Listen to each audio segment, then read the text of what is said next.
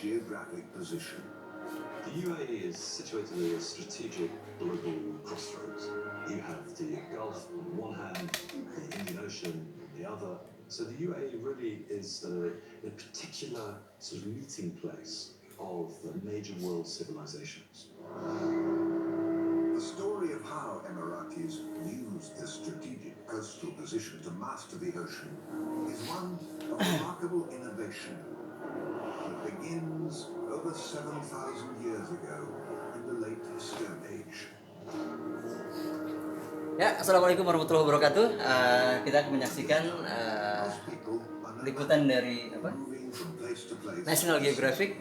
Ditemukan ternyata cukup mengagetkan bahwa 7.000 tahun yang lalu atau pada akhir zaman batu itu sudah ditemukan fosil, dan diperkirakan pada zaman batu sudah ada perahu yang dibuat dari pelepah kurma. Oke, selamat menyaksikan. Island resident Abdullah al-Ramethi has lived here since he was 7 years old, but today he's been taken to see spectacular new evidence from an incredibly deep past. A team of archaeologists have uncovered the walls of a house, the earliest stone building ever found in the Emirates, 7,500 years old. يعني هذا شيء عجيب، ما ندري نحن أولا شيء هنا نتحسب بس علاوة كاملة يعني النهضة هاي. وآخر شيء جماعة يعني طلعوا لنا هذا شيء عجيب ما ندري. Based on the excavations, we can reconstruct what the house looked like.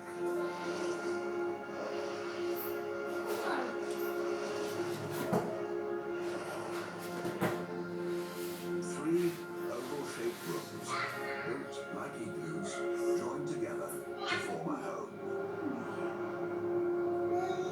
To one side was a courtyard with a fire for cooking.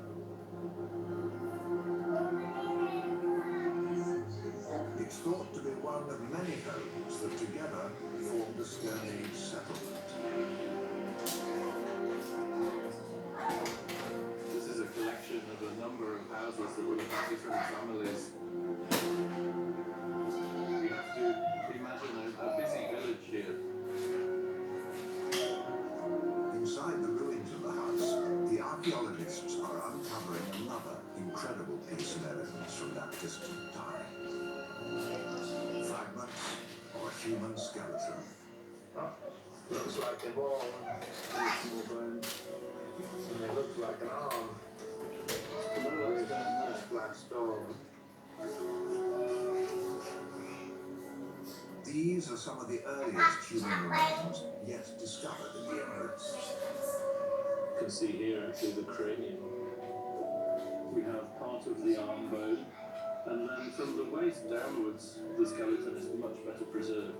The thing that's most obvious is really the legs. Scientific analysis of the bones has revealed that this was a man in his 20s or 30s and that he was remarkably healthy. And a key reason for his good health is emerging from a fingertip search of the contents of the house.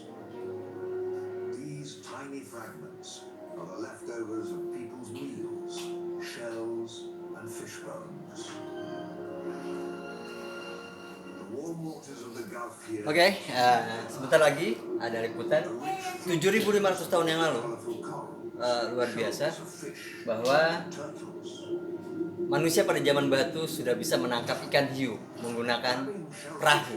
Perahunya dari pelepah kurma. Kita lihat ya. Tells us the fishermen also dine on much fiercer prey.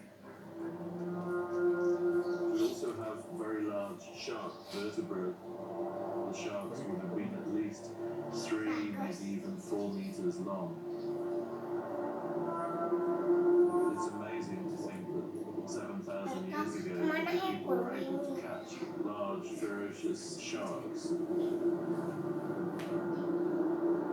Fishing for sharks in the Stone Age didn't just demand great courage, it also needed another advance in human technology.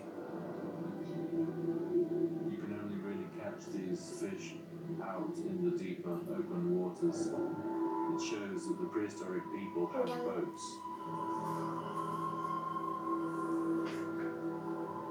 But what type of vessels did these ancient seafarers have? This tiny clay model boat holds a clue. It was found at a site further up the Gulf and was also dated to the late Stone Age. The folds on its surface suggest the real boat was made from bundles of reeds. Amazingly, we can get an idea of how people built a boat like this by travelling to the east coast of the country and the emirate of Fujairah.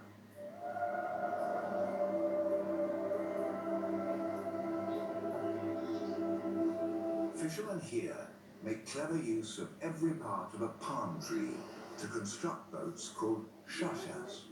It's a tradition that's been passed down for generations.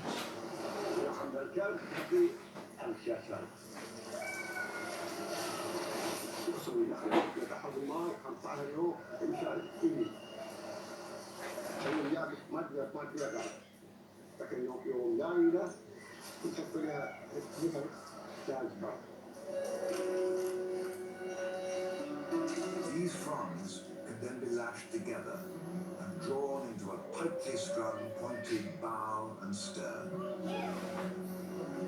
It's thought that in the Stone Age, bundles of reeds were tied together in a similar way, attached to a frame made of arched reed bundles, with wooden crossbeams added the strength. The reeds were likely also covered in bitumen, a naturally occurring tar-like substance used to waterproof the hull. It's thought a sail was also added. But it seems the Stone Age sailors didn't just use their boats to hunt for food. Inside the houses on Marawa, archaeologists are piecing together an astonishing story of Stone Age trade taking place across remarkable distances. The first clues to emerge. Oke, itu aja cuplikannya. Kalau keseluruhannya tentang apa sejarah tentang manusia zaman batu di Jazirah Arab. Mudah-mudahan video ini bisa memotivasi rekan-rekan sekalian bahwa manfaat kurma itu luar biasa banyaknya dari zaman batu. Terima kasih, mudah-mudahan bermanfaat. Assalamualaikum warahmatullahi wabarakatuh. Tetap semangat budidaya kurma untuk Indonesia.